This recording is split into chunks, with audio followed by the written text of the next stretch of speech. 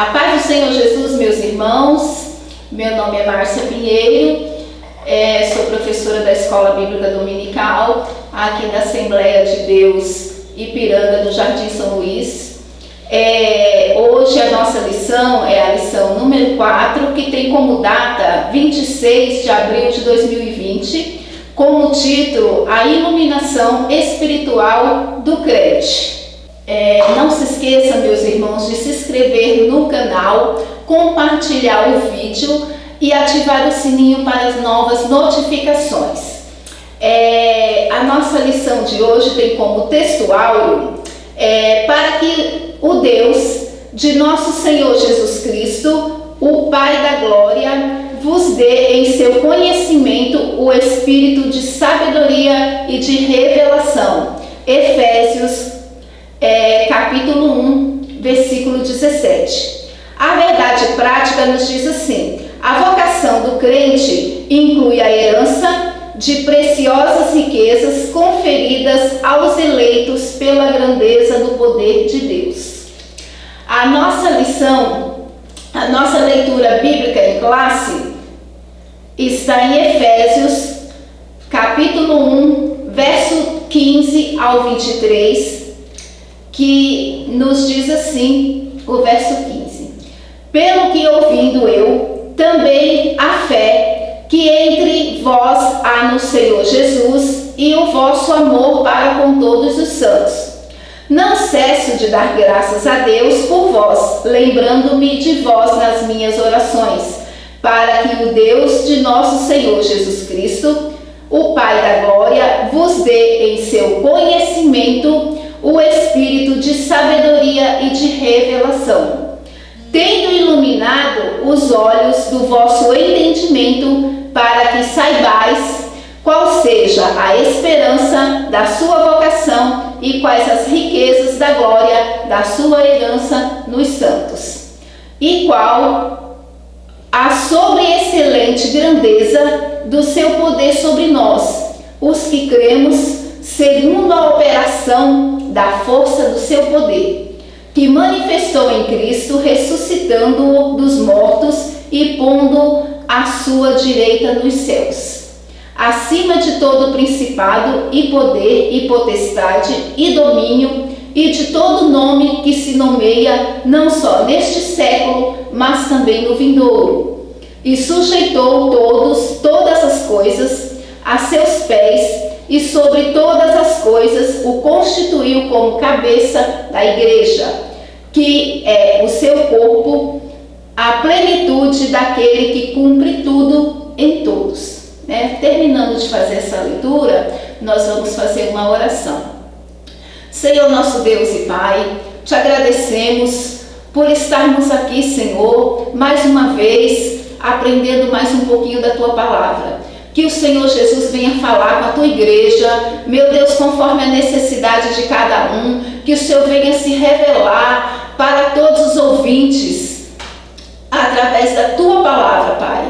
Venha abençoar todos aqueles que nos ouvem, abençoar a Tua igreja e em nome de Jesus, Pai, que possamos viver essa palavra. Em nome de Jesus nós te agradecemos. Amém. Bom, meus irmãos, a introdução nos diz que ainda no primeiro capítulo, o apóstolo Paulo inicia uma longa sentença assim dividida: ação de graças, oração intercessória, confissão de louvor e exaltação. Então aqui o apóstolo Paulo está exortando a igreja a primeiro agradecer a Deus por tudo que o Senhor tem nos dado. Nós precisamos saber agradecer. Nós gostamos muito de pedir, mas nós precisamos agradecer. Nós sabemos que o povo de Israel, quando saiu do Egito, eles iam ficar 40 dias para chegar no local aonde eles precisavam chegar, que era Canaã. Porém, a murmuração do povo fez com que o povo ficasse andando em círculos e, em vez de demorar 40 dias, demorou 40 anos, e muitos daqueles que saíram do Egito não entraram em Canaã por conta da murmuração. Então nós precisamos saber agradecer a Deus por todas as bênçãos que o Senhor nos dá, né? E o Senhor se agrada de quando nós agradecemos. Nós precisamos ter o coração agradecido por tudo que o Senhor tem nos dado. E aqui também fala confissão e louvor, exaltação, né? Antes fala da intercessão, oração intercessora. Interceder é quando você clama por alguém. E na oração nós podemos interceder por várias situações. Nós podemos interceder por pessoas que nós conhecemos, e nós também gostamos de saber que tem pessoas intercedendo por nós. Precisamos interceder pelo nosso próximo com oração e súplica, para que o Senhor venha entrar com providência na vida daquelas pessoas que estão necessitando. Então, nós gostamos de saber que alguém está intercedendo por nós. E muitos de nós só estamos aqui aonde estamos hoje porque um dia alguém intercedeu. Então, um dia, parentes nossos intercederam por nós, pessoas que nos conheciam, que sabiam que nós não servíamos ao Senhor, intercederam por nós para que nós viéssemos a conhecer Jesus. Então um dia alguém intercedeu por mim, hoje eu posso interceder para que outras pessoas venham também para Jesus. Então a oração intercessória que Paulo fala aqui, Paulo está intercedendo por aquela igreja aonde ele trabalhou para que aquela igreja passasse a existir, ele pregou, ele estava cuidando daquela igreja à distância, através das suas cartas, né? Ele estava cuidando da sua igreja, estava intercedendo para que esses crentes permanecessem firmes no Senhor. Então ele intercedia, a preocupação de Paulo era interceder para que esses crentes não abandonassem a fé cristã. O louvor e a exaltação é agradecer a Deus através do louvor, exaltar o nome do Senhor, sabendo que tudo está no poder de Jesus. Jesus, quando ele morreu e ele ressuscitou, ele disse: é-me dado todo o poder nos céus e na terra. Então, quando nós exaltamos ao Senhor, nós estamos confirmando esse poder que Jesus tem, esse poder que nós conhecemos através das Escrituras e que o Senhor quer que nós o conheçamos mais profundamente. A esperança da vocação e as riquezas da glória. Esse tópico 1, ele é dividido em subtópicos, onde fala da ação de graças e a intercessão, a esperança da vocação e as riquezas da sua glória. A ação de graças e intercessão, o apóstolo Paulo se alegra em dar graças a Deus pela vida dos eleitos. Então Paulo está o tempo todo aqui focando em agradecer a Deus pelas almas que o Senhor deu para ele naquela igreja, e ele tem aquela preocupação de cuidar daquelas almas para que elas não venham se perder. E ele está o tempo todo dizendo para aqueles irmãos: olha, não esqueçam de agradecer ao Senhor, não esqueçam de interceder uns pelos outros, né? Se unam em oração, intercedam uns pelos outros, né? Dê a mão ao seu próximo, para que todos caminhemos juntos em Cristo Jesus. No subtópico 2, a esperança da nossa vocação.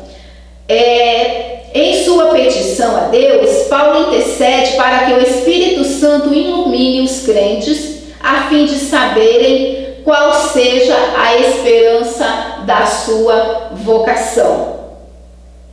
Então aqui Paulo está dizendo que nós precisaríamos, os crentes da igreja de Éfeso fossem iluminados uma forma de que as pessoas viessem a entender que elas precisavam buscar o Senhor. Elas precisavam entender que tinham que buscar o Senhor, buscar aprender mais de Deus, para que eles possam ficar firmes na igreja.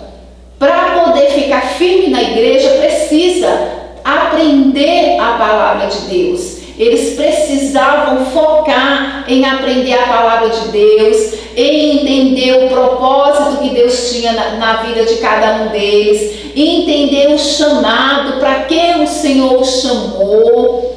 O Senhor, quando chamou os apóstolos, Jesus chegou para Pedro e disse: olha, venha, vocês agora não vão mais pescar peixes, vocês agora vão pescar pessoas, vão pescar almas. Então isso nos mostra que Jesus, ele chegou a pessoas que já estavam ocupadas, e o Senhor Jesus chamou essas pessoas já ocupadas para trabalhar no seu reino. Então o Senhor Jesus, ele vai buscar pessoas, mesmo as pessoas estando ocupadas, o Senhor as chama, porque o Senhor, ele mesmo capacita para aquilo que as pessoas vão fazer. E o Senhor não está buscando pessoas desocupadas. Eu estou desocupado e eu vou fazer alguma coisa para Deus. Não, são pessoas ocupadas que se dispõem a fazer o serviço do Senhor, a fazer a obra do Senhor. E é o Senhor quem capacita, e é um privilégio fazer a obra do Senhor, né? E o princípio da sabedoria é temer ao Senhor. A palavra de Deus nos diz, em Provérbios 15:33, que o temor do Senhor é o princípio da sabedoria. O temor ao Senhor é o princípio da sabedoria. Então a gente já inicia temendo ao Senhor, já inicia com temor ao Senhor. E esse temor ao Senhor não é o temor de ter medo, é o temor de reconhecer o senhorio de Cristo, reconhecer que sem Ele nada nós podemos fazer, reconhecer a soberania de Deus sobre nós, reconhecer o poder de Cristo. No subtópico 3 diz: as riquezas da glória da sua herança. Na oração, o apóstolo pede para que os crentes entendessem as riquezas da glória da sua herança, né? Essa herança de Deus que perdoou os nossos pecados, nos deu o direito de serem feitos filhos de Deus e nos prometeu a vida eterna. É essa esperança que nós buscamos todos os dias mantê-la acesa em nossa vida. A esperança de encontrarmos com Cristo lá na glória. Que da mesma forma que Jesus Cristo ressuscitou dos mortos, nós também ressuscitaremos. Essa é a nossa esperança. E nós devemos dar graças, né, por nós termos essa esperança, esse firme fundamento, né, aonde diz que sem fé é impossível agradar a Deus, e nós precisamos ter fé, e ter fé é crer na promessa do Senhor, e que Ele morreu, que Ele ressuscitou ao terceiro dia, Ele subiu ao céu e que Ele vai voltar para buscar a sua igreja. E enquanto Jesus não voltar para buscar-nos, para ir morar com Ele, nós estamos aqui trabalhando em prol do reino de Deus, né? Trabalhando, intercedendo pelas pessoas, trabalhando, ajudando os nossos irmãos a permanecer firmes com Jesus,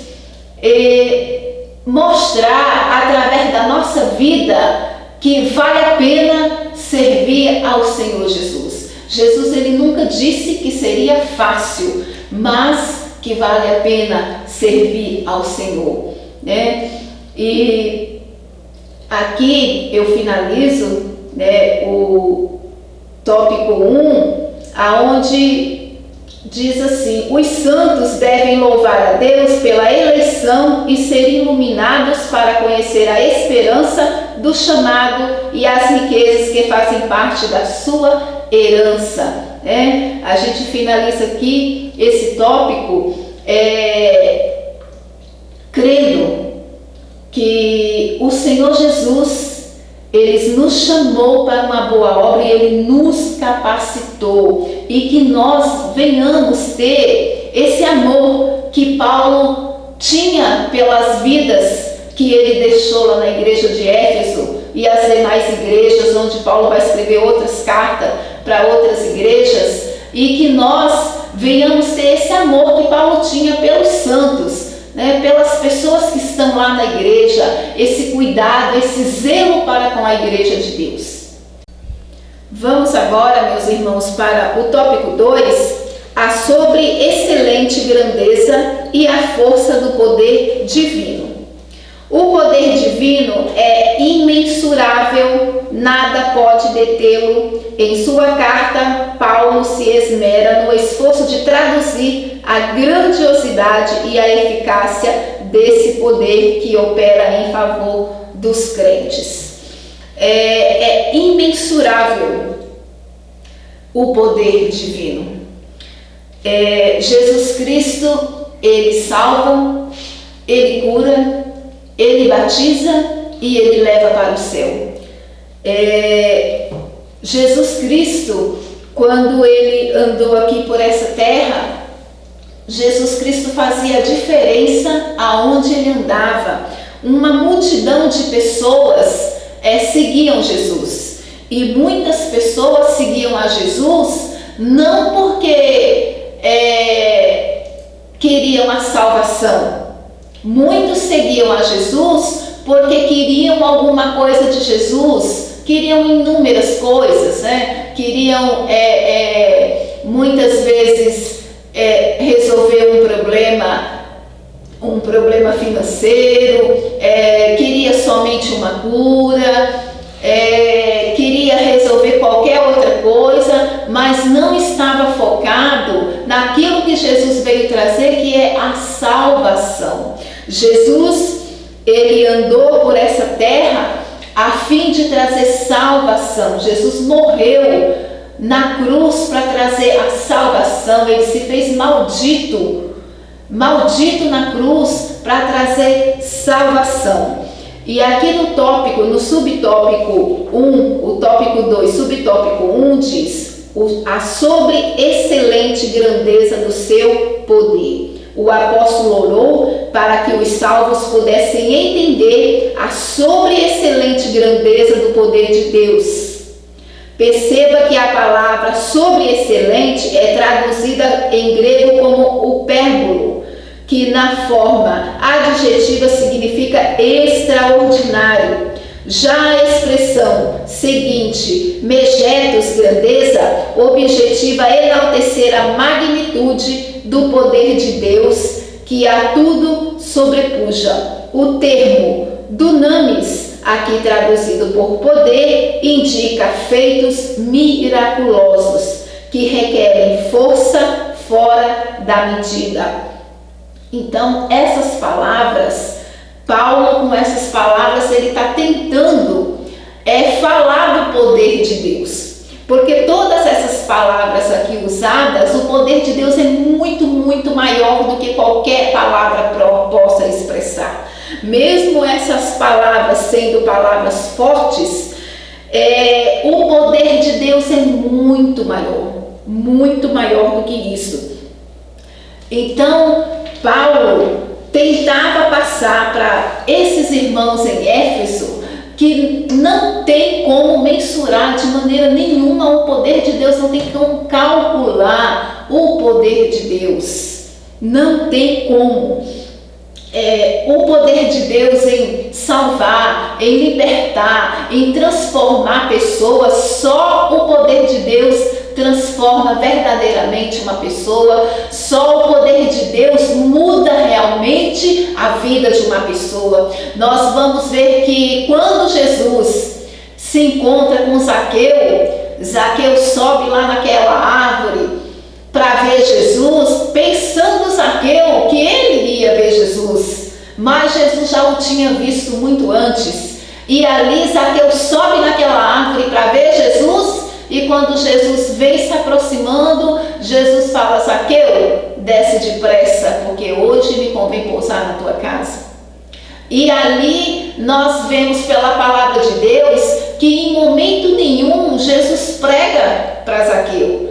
Jesus não chega lá para Zaqueu falando assim: olha, Zaqueu, você precisa mudar de vida, você precisa mudar o teu caráter. Em momento nenhum Jesus fala com ele dessa forma. Jesus vai até a casa dele e ele, olhando para Jesus, ele reconhece o poder de Deus e reconhece que precisa mudar de vida. E ele mesmo diz para Jesus: hoje mesmo vou restituir quadruplicado aquilo que tenho roubado.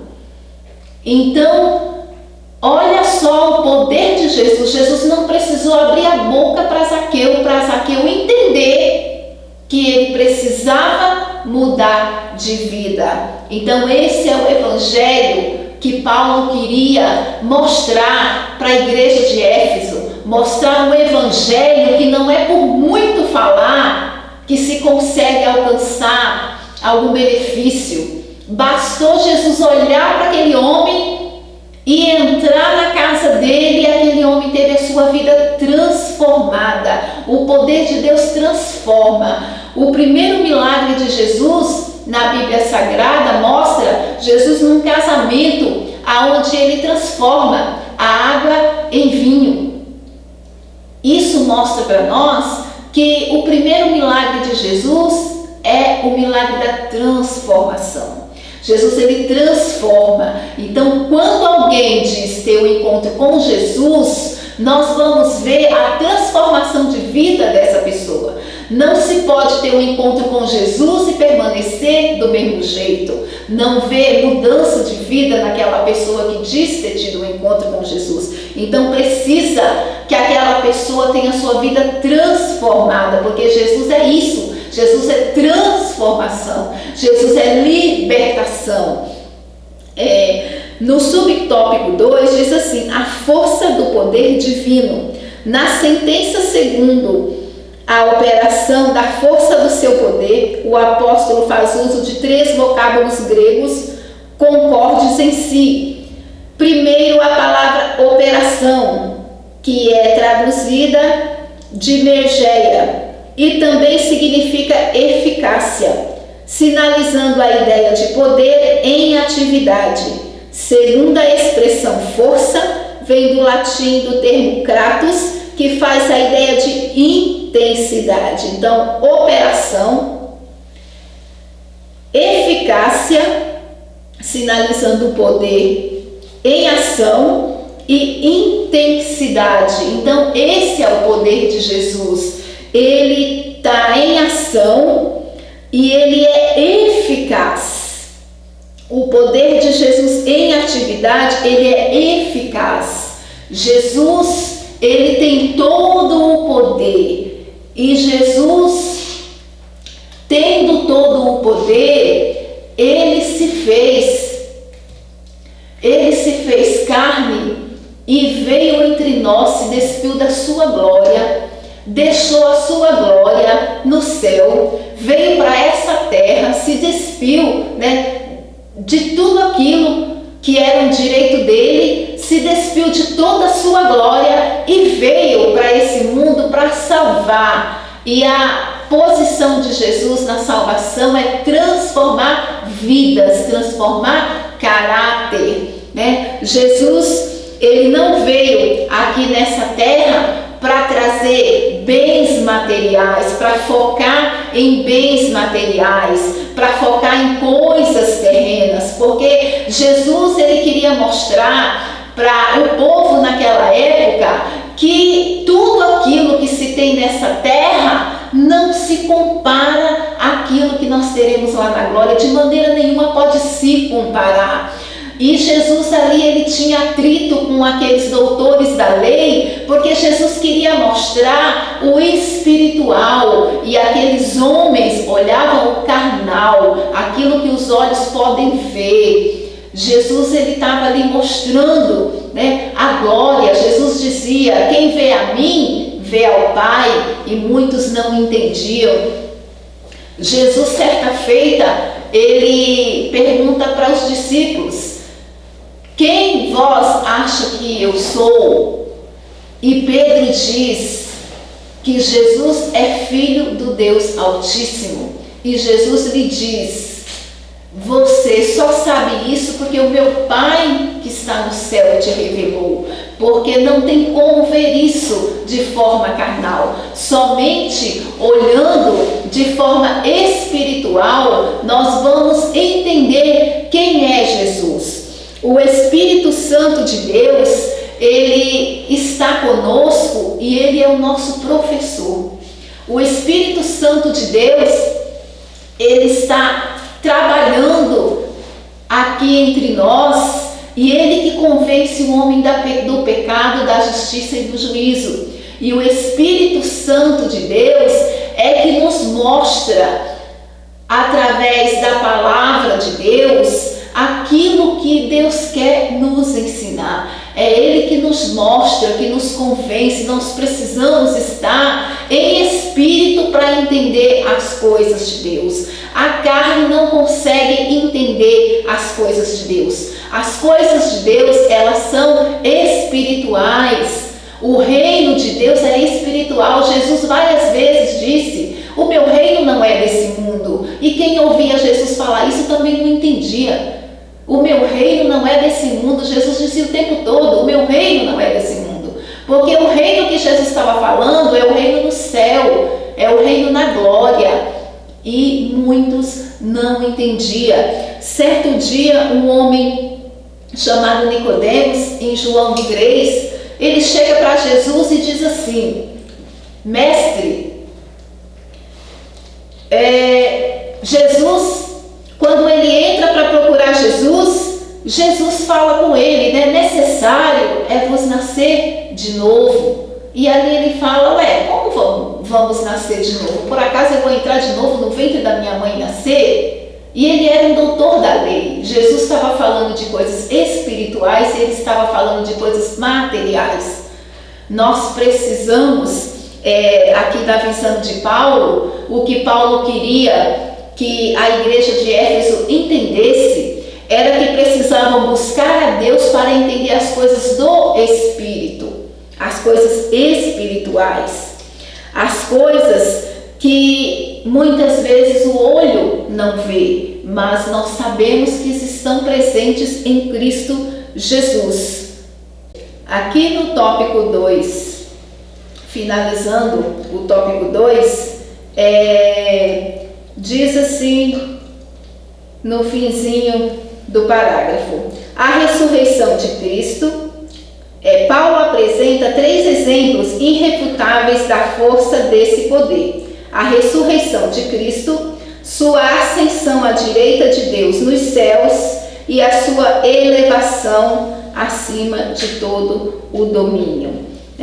Então, Jesus, ele ressuscitou, e esse mesmo Jesus que vimos ressuscitar, ele voltará para buscar a sua igreja. Nós vamos ver isso em Atos 1. Em Atos 1,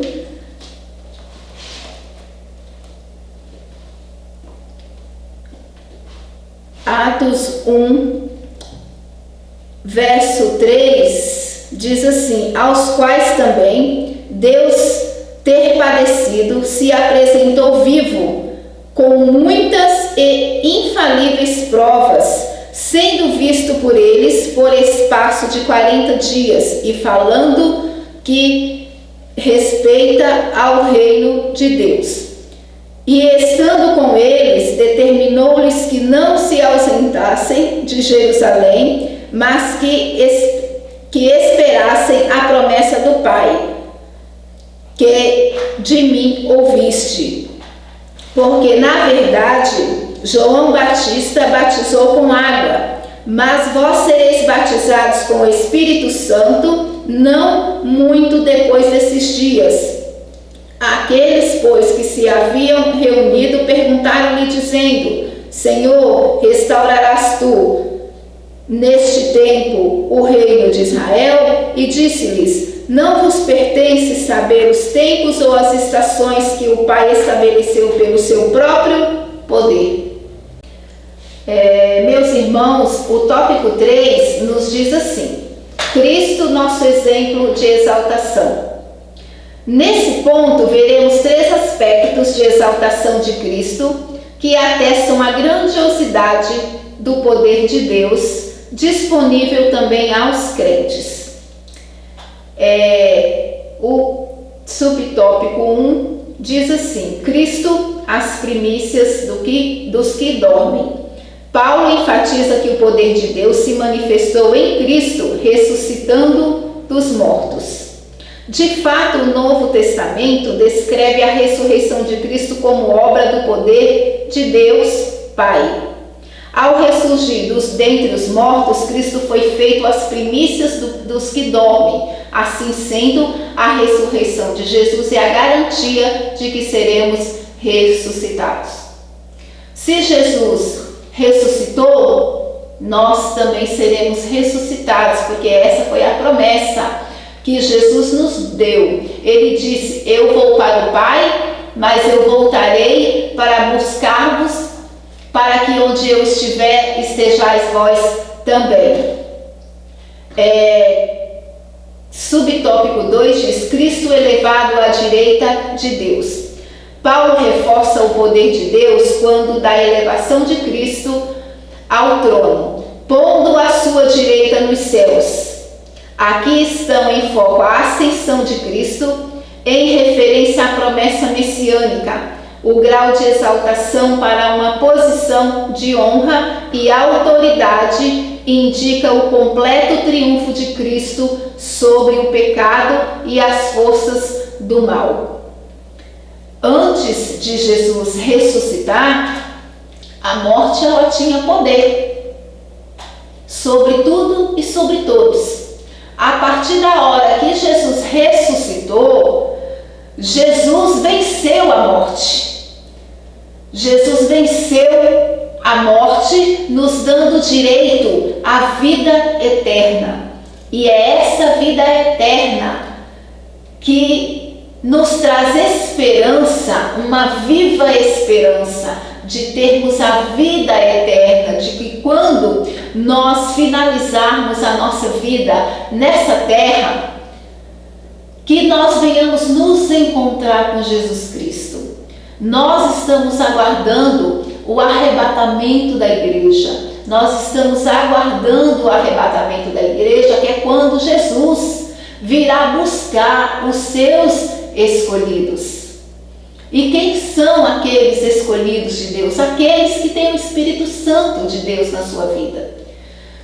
Quando Jesus vier buscar a igreja, o Espírito Santo será tirado da terra junto com a igreja. Então o Espírito Santo só está aqui porque a igreja está aqui na terra. O dia que Jesus levar sua igreja para a glória, o Espírito Santo será tirado da terra. Jesus, ele nos prometeu a vida eterna, e desde que nós busquemos a Ele, mas nós buscamos a Ele como? É deixar Jesus cuidar da nossa vida, é sermos servo de Jesus. Jesus, ele diz que quem quiser vir após mim, negue-se a si mesmo. O que é negar a si mesmo? Paulo está ali falando para a igreja dos Efésios, para que eles busquem o conhecimento de Deus, para que eles entendam o que é servir a Deus. E Paulo tem aquela preocupação de verdadeiramente levar aquele povo para o céu. A preocupação de Paulo aqui é que aquele povo permaneça firme com Jesus para ser levados ao céu. E o amor de Paulo é tão grande ali por aquela igreja, aquele povo, que Paulo está ali batendo em cima para que eles fiquem firmes com Jesus, para que eles entendam quem é Jesus. Mas para entender quem é Jesus, nós precisamos ler as Escrituras, nós precisamos buscar o Espírito Santo de Deus para entendermos a palavra de Deus. Não dá para entender a palavra de Deus humanamente falando. Eu posso pegar essa palavra aqui, essa Bíblia, e ler essa Bíblia várias vezes, inteirinha, mas se o professor Espírito Santo não estiver comigo, traduzindo para mim o que Deus quer falar comigo, eu não vou entender. É como se eu estivesse lendo um outro livro qualquer. Eu só entendo o que Deus quer falar comigo através das Escrituras se o Espírito Santo estiver na minha vida, para que Ele venha me instruir e mostrar o que Deus quer na minha vida. E todos nós precisamos desse entendimento, o que o Senhor Jesus quer de cada um de nós, o que nós precisamos fazer para alcançarmos o objetivo de Jesus, que é chegarmos à vida eterna. A palavra de Deus fala que adianta o homem ganhar o mundo inteiro e perder a sua alma. Hoje, muitos estão buscando a Deus, buscando coisas terrenas, coisas que vão ficar, coisas que perecem, né? Jesus, Deus sabe que nós precisamos de tudo, tudo que nós temos nessa terra nós precisamos, mas tudo que nós usamos aqui, carro, casa, bens materiais, títulos, tudo vai ficar. Então, quando Jesus vier buscar sua igreja, Jesus quer encontrar um povo lavado, remido pelo seu sangue. Jesus quer encontrar um povo zeloso e de boas obras. Quer encontrar um povo que está pronto para subir com Ele para a glória. Um povo que entendeu que o morrer é Cristo e o viver é ganho. O apóstolo Paulo, ele ensina para a igreja que ele aprendeu a viver tendo muito ou tendo pouco, aprendeu a viver de uma forma que o Espírito Santo de Deus conduziu a vida dele, entender o que Deus tinha para ele, independente do que ele passasse. Nós vamos encontrar Paulo e Silas na prisão, aonde Paulo estava preso por pregar o Evangelho de Cristo, mas nós vamos encontrar Paulo e Silas louvando a Deus dentro da prisão. Então, isso nos mostra que agradecer a Deus, louvar a Deus, viver em harmonia com o Senhor é independente da situação que eu estou vivendo no momento. Não é porque as coisas estão difíceis que eu vou deixar de agradecer a Deus, deixar de louvar o Senhor, deixar de buscar a Deus na sua essência, na sua palavra. O que Paulo está ensinando para a igreja de Éfeso é viver de uma maneira aonde as coisas dessa terra se perdem o valor, valorizar as coisas que vêm do alto, valorizar aquelas coisas que nós nunca imaginamos. E nós sabemos que o Senhor tem muito mais para nós, né? Aquilo que o nosso olho não viu, os nossos ouvidos não ouviram, muito mais o Senhor tem para nós. E quando nós falamos de espírito de revelação, que Paulo fala, né? O espírito de revelação, o espírito de revelação não é aquela questão de nós buscarmos revelação através de outra pessoa. Não, é buscar revelação na palavra de Deus. A palavra de Deus já é a revelação. Para entender essa palavra revelada, nós precisamos ter comunhão com Jesus, ter intimidade com Deus. O que Paulo está querendo aqui com essa igreja dos Efésios é que eles tenham intimidade com Jesus, que verdadeiramente conheçam a Jesus. Nós vamos ver na palavra de Deus, aonde Jó passa por uma turbulência na vida dele, e ali um dia, no finzinho da situação que ele estava vivendo, ele diz, eu ouvia falar do Senhor, mas hoje os meus olhos te veem. Porque Jó, naquela situação, ele conheceu o Deus na sua essência. Conhecer Deus pelo que Deus agradecer a Deus pelo que Deus é na nossa vida e não pelo aquilo que Deus faz. Nós precisamos agradecer a Deus pelo que Ele é, porque se nós cremos, Ele é. Se nós não cremos, Ele é também. Ele não deixa de ser porque a gente deixou de crer. Nós precisamos crer num Deus que tudo pode, que tem um poder imensurável, que não se pode mensurar de forma nenhuma, medir o poder de Deus. Não se pode medir o poder de Deus de forma humana. No subtópico 3 diz Cristo exaltado sobremaneira. Nesse ponto, Paulo ensina que o poder de Deus exaltou Cristo acima de todo o principado, de todo o poder e potestade e domínio e de todo o nome que se nomeia. Significa que ele foi exaltado acima de toda a iminência do bem e do mal e de todo título que se possa conferir nessa era e também no porvir.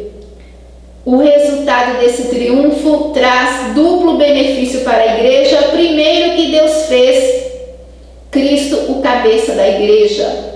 E o segundo, que Deus designou a igreja para ser a expressão plena de Cristo. Como é que o mundo conhece a Cristo? Através da igreja.